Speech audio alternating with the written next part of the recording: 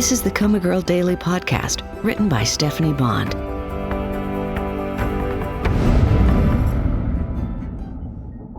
October 3rd, Monday. When was the last time a sneeze made national headlines? Gina asked. This could be a first, Dr. Jarvis agreed, if Marigold sneezed. The detective swears he heard her sneeze yesterday. You were the first person in the room.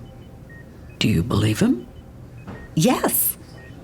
Then why hasn't she done it again? Jarvis sniffed, then gave his nose a hearty blow. We've tried pepper and smelling salts, and all we've managed to do is clear out our own sinuses. Doctor, if Marigold did sneeze, what does that mean exactly? Hard to say. He made a thoughtful noise. It's unusual for sure. Being in a coma is like being in a deep sleep. When you're asleep, so is the part of your brain that affects involuntary responses like sneezing and yawning. So if she sneezed, would that mean a part of her brain is waking up? If she sneezed. He agreed. But I'm confused. She responds to pain. That's involuntary, isn't it?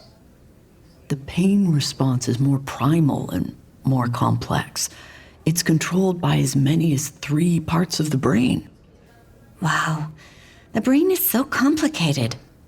And there's still so much we don't know about the brain, compounded by the fact that everyone's brain is different.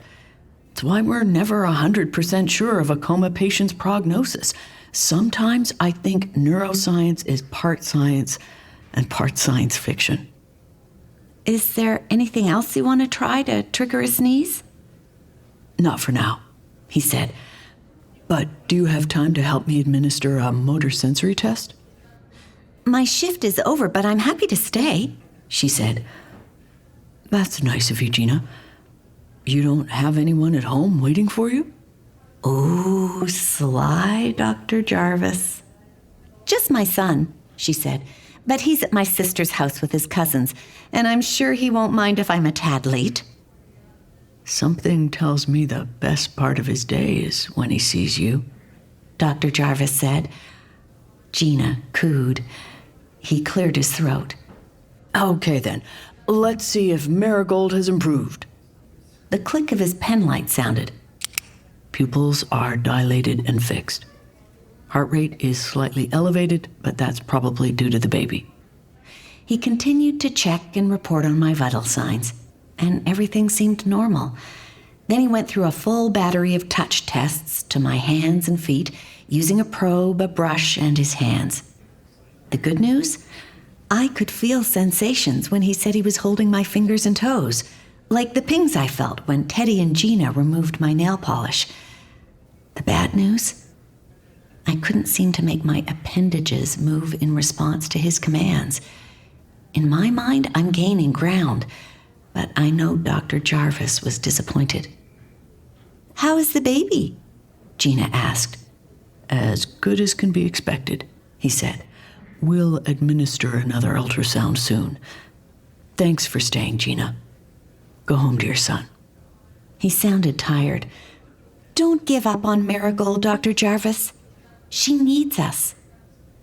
I know, he said. They left the room. I was so touched by their words, I wondered if my eyes were watering. Then I heard myself sneeze. Yes!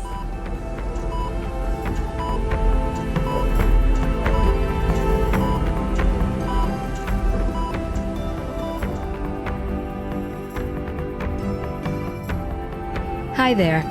This is Stephanie Bond, author of the COMA Girl Daily Podcast. The drama keeps building, doesn't it?